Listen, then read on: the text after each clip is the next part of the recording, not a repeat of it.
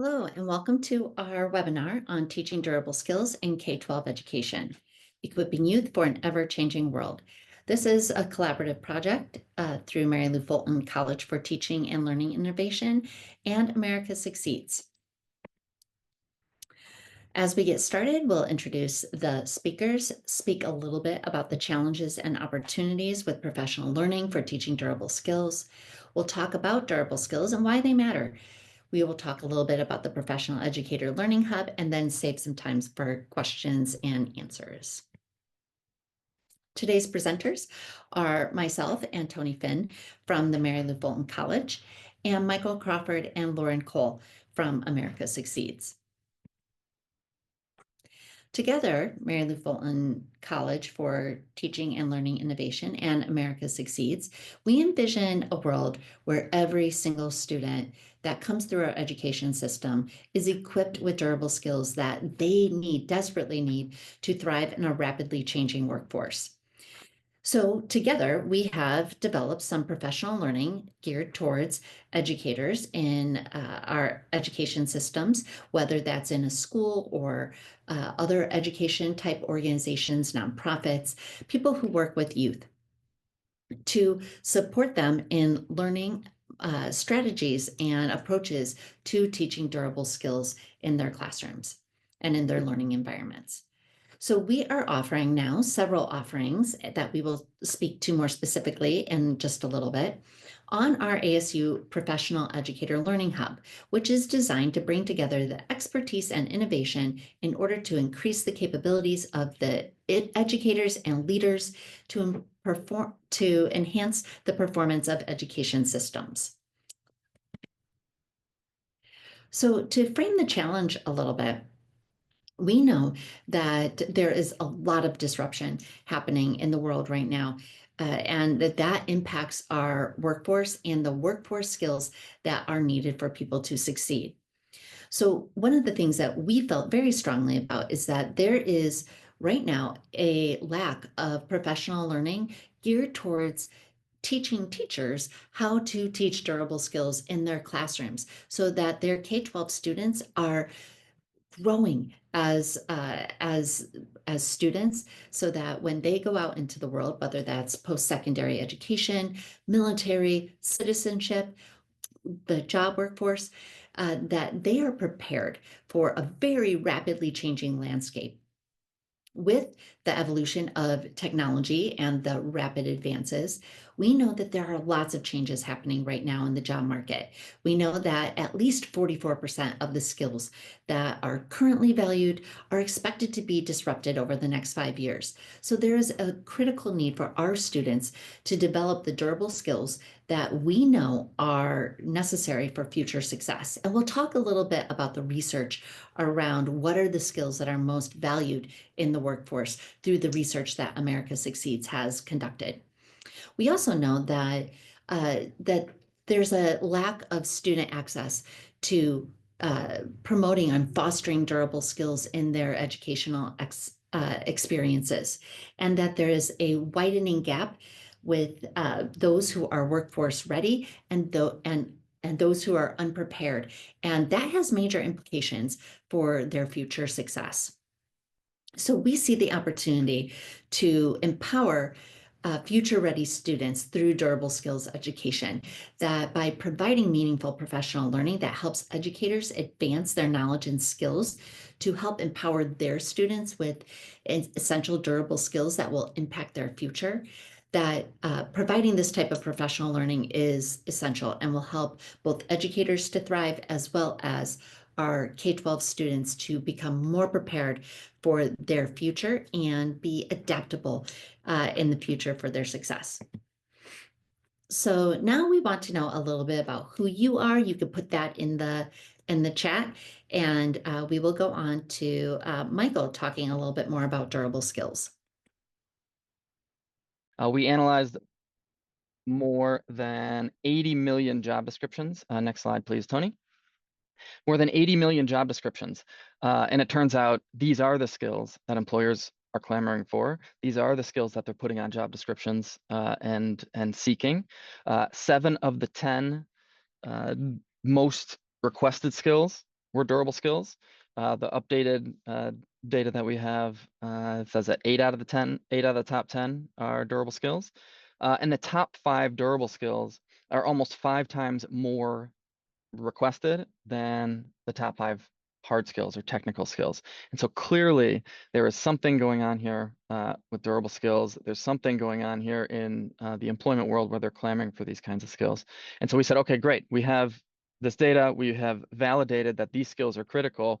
Now we got to make this useful. We got to be able to get it out into the world for people to be able to use, wrestle with, incorporate into their work. And so we partnered with 20 subject matter experts, folks from workforce development and universities and the K12 sector and HR managers, and created our Durable Skills Advantage framework. Can you go to the next slide, please? And so what this framework does is for each of the sub-skills, it maps them across performance levels, 4 performance levels, from emerging to just being able to kind of use this skill a little bit, to exceeding, which is you can use it unconsciously at a really high level. And this work was done across all sectors, all regions, all industries. It didn't matter. And by the end of it, if you go to the next slide, please, by the end of this work, we just this past January released our framework. And so we have a full framework, which is not for public consumption at the moment. We're working with partners and organizations to be able to weave it into their work. But we do have a starter edition, what we call our starter edition, which is free and downloadable today. You can scan that QR or go to durableskillsadvantage.org to get that. You can see the definitions in the applying performance level, and you can see all the different sub-skills that are part of those durable skills competencies. So can you go to the next slide, please? So real quick, so these are the competencies, the durable skills competencies, the 10. What I'd love for you to do is take a minute here, take a pass through these very brief kind of summaries of these terms, and think about which durable skill are you most interested in teaching, or if you're not a teacher, which one are you most interested in generally, and why? And drop that in the chat. So we'll give you about a minute or so to take a look at these and drop it in the chat and why you're interested. And Tony, you can go next slide, please.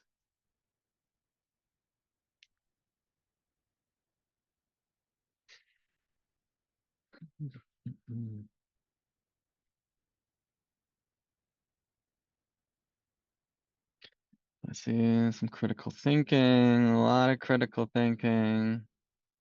Metacognition, yeah. Collaboration.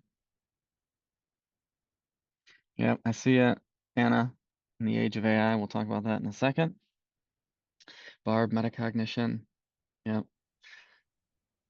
Love that. And growth mindset. They're all important. All right, Tony. Let's jump one more. So let's zoom out just for a second and set a little context. We zoomed in on how the wheel was developed, how the framework was developed. But let's zoom out and consider why this is the case. So there's a lot of things happening in the broader ecosystem, the broader world. In the education space, we're seeing portraits of a graduate go up. We're seeing more and more folks being interested in non-academic outcomes. It's not enough to have a typical transcript anymore with just math and science and history and English. It's more the case now that schools are recognizing that students are more than just those numbers. They're more than their academic transcript. And in fact, they're full humans that have mindsets and skills and dispositions that matter as well. And so they're taking those more into consideration than they ever have. The learner to earner transition. So for the longest time, a bachelor's degree has served as a proxy to demonstrate and articulate how someone may be able to perform in a job. And over time, what we've seen is that the bachelor's degree, while still valuable in ways, is also not clearly communicating what someone knows and can do. It's not the case that if you get a communications degree or a history degree that an employer is going to know that you're an excellent project manager or that you're great at collaborating with team members or you're incredibly creative. It's not the case that the degree itself communicates that. And so there's more and more effort around competency-based education, skills-based hiring. People are thinking differently about learning and employment records, and using, blockchain to better connect what learners are learning to what they're able to demonstrate. And so that's evolving and emerging in a way that has not been the case before. And lastly, as I think it was Anna mentioned, with AI and other kinds of technologies, the shifting economic landscape, the shifting workplace, whether it's via COVID or technology, is making it so that the human elements, the human skills are going to be much more valuable moving forward, and that, in fact, when humans are better able to interact and connect with one another, regardless of what happens in the technology space, they will be better positioned to be resilient and adapt in their careers. Next slide, please. And so if we just look at the workforce side, if we look at the future of where young people are going, employers are clearly saying there's a massive need here. We're having challenges with critical thinking and problem solving, communication, creativity. This is not perhaps not news to anybody, but it is also absolutely happening today. Next slide, please. And with the workforce shifting and growing, with almost 4.7 million jobs projected to emerge in the next 7 or so years, these kinds of skills, these kinds of requirements are only going to continue to grow. And so that's why it is absolutely vital for young folks, students, learners, to be able to have opportunities to develop these skills. And if you hit the next slide, please. Unfortunately, it's not happening. It's not happening at a scale that is appropriate for a society, and certainly not for individual young folks who are trying to get prepared to take the next step. And so too few students have these opportunities, and too few have the support that they need. Next slide, please. And it's not to say that it's not happening, right? So part of our work at America Succeeds includes doing research. And we just recently, as of, I think, last week, maybe, released phase 1 report of a research project that focused on looking at high schools that are supporting the development of durable skills. How are they doing it? What kinds of practices are they incorporating? What kinds of language are they using? How are they leveraging technology? And so if you scan that QR at the bottom, it'll jump you to a report page. But I say all this to say that it is happening in different places, and it needs to happen more so, which is, again, why we're incredibly excited to be able to partner with Mary Lou Fulton College for Teaching and Learning Innovation. I think I got that right, on this project. So next slide, please. So lastly, in your work, for those of you who are educators, maybe school leaders or otherwise, how have you seen durable skills find their way into learning opportunities? It could be upskilling if you're on the employer side and not necessarily into in education, or if you work in a school. Where are you seeing durable skills find their way into that work? And the second piece of that is, where are there gaps? Where are there opportunities that you think for durable skills education to play a more prominent role? And I'll give you 30 seconds to throw in the chat.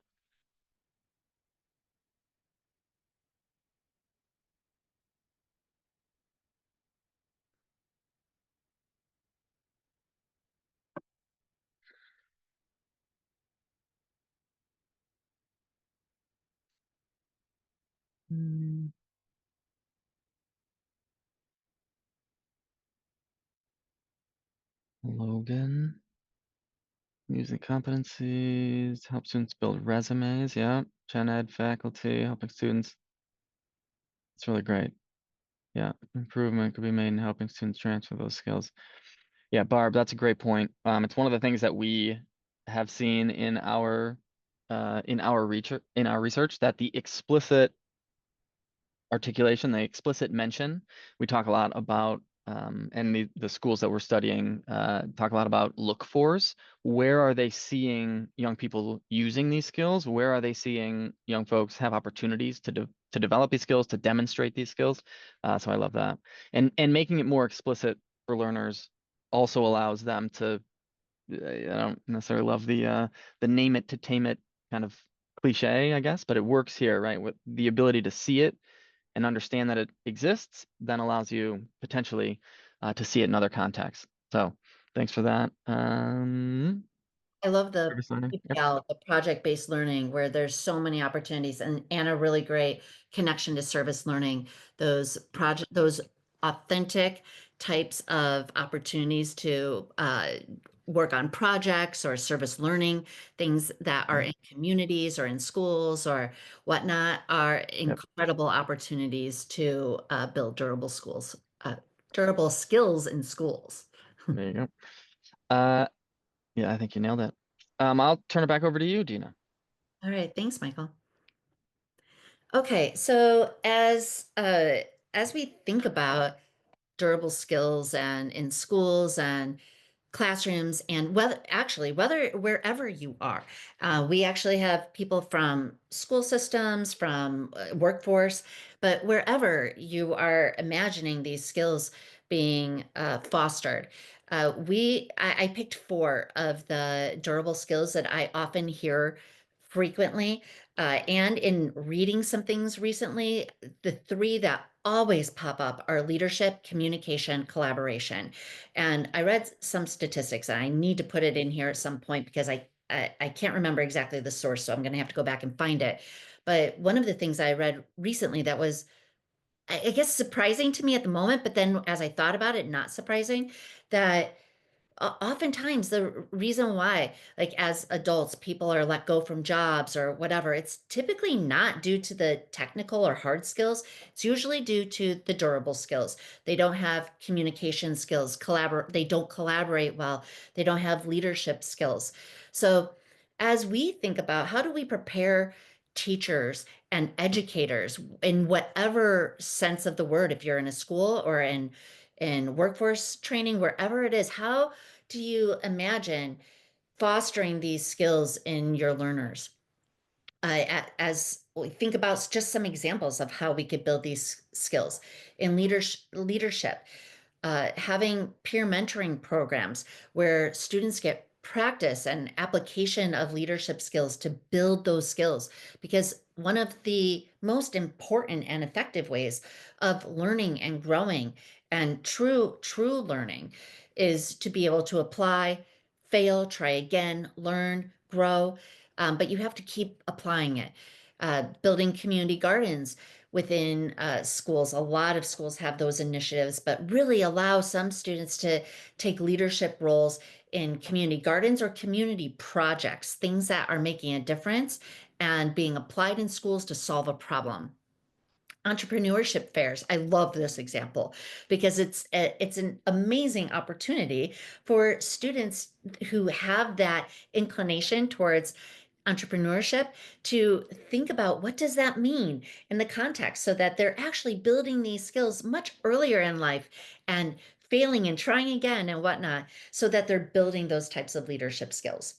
Communication, debate teams, of course, is a great one. Local issue advocacy. One of my favorites comes from a district in California that I was talking to a superintendent recently about. I asked him, how are his students building communication skills? Because he's been talking about the just amazing work that his kids are doing in this space.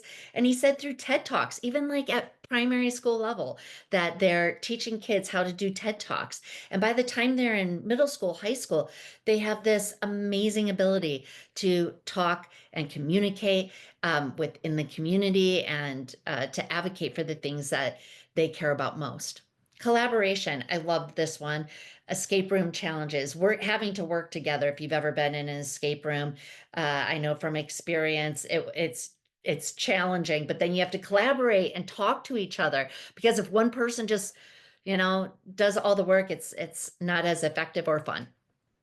Designing sustainable cities, designing things that make a difference for people in their spaces, school improvement projects, and then growth mindset. Love this one. This one comes up a lot in education as one of the most important things for students to be able to uh, grapple with struggle and keep going and knowing that we can grow, we can get better with time and practice. goal setting and reflection, and mistake celebration. All ways to really help grow kids' mindsets. Next slide, Tony. So we want to share just for a moment about our ASU Professional Educator Learning Hub. Our hub, Tony, next slide. We offer professional learning experiences across a variety of formats. We have facilitated courses where there's an instructor, where there's accountability. It's scheduled over 5 weeks or more. That the instructor, the faculty that are in with educators in the course are there to answer questions, provide feedback, things of that nature. We have self-paced courses, which are just completely open for learning at someone's pace. We have power-ups that are much shorter micro-learning experiences, and then we have micro-credentials. So if you've learned the skills somewhere else, that you can gain the earning that is often put on like social media or resumes. Next slide, please. So we have a range of offerings in our Professional Educator Learning Hub. The one we're highlighting today is Durable Skills. So we're going to talk a little bit about the offerings that we have coming up, but we have sets of courses around a lot of different topics. So if there's one on here that you're interested in, you can always contact us. We'll have some contact information towards the end of the slides in just a couple minutes. But the ones we're highlighting today are teaching durable skills. And we have 5 of our durable skills courses. 2 of them are already available and that we have a special offer that for anyone interested in possibly enrolling in it. Thanks, Tony. The 2 that are available now are communication and mindfulness. It really focuses on strategies and approaches to teaching and fostering communication and mindfulness in learning environments. We have another course, collaboration and growth mindset.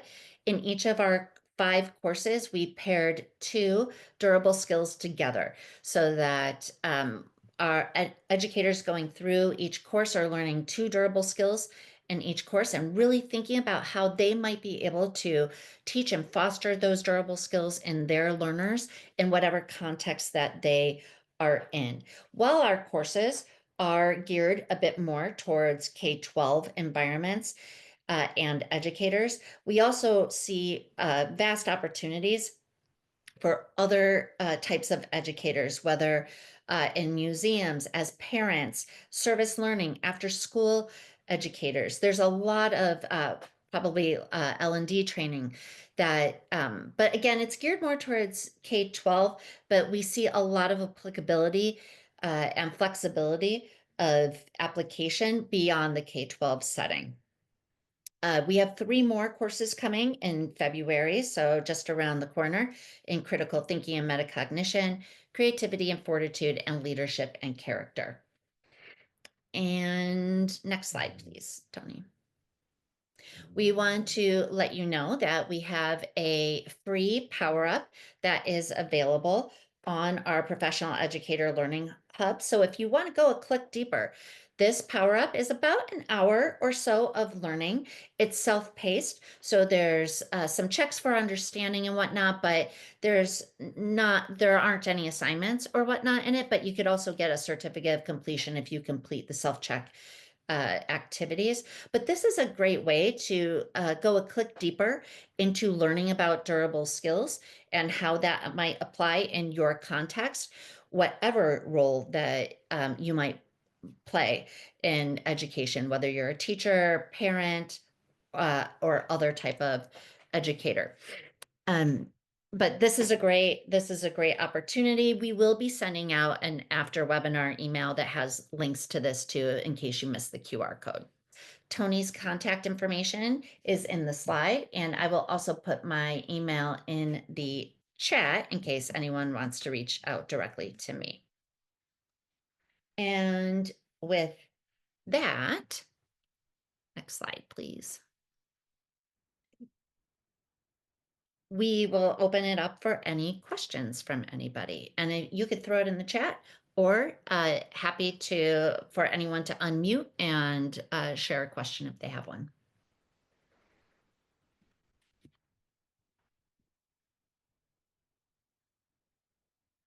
And if there are no questions, thank you so much. Or if you don't have a question, we'll stick around here for a little bit.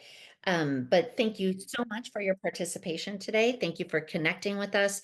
And we are really excited for any opportunities to connect or partner with you on any of our offerings.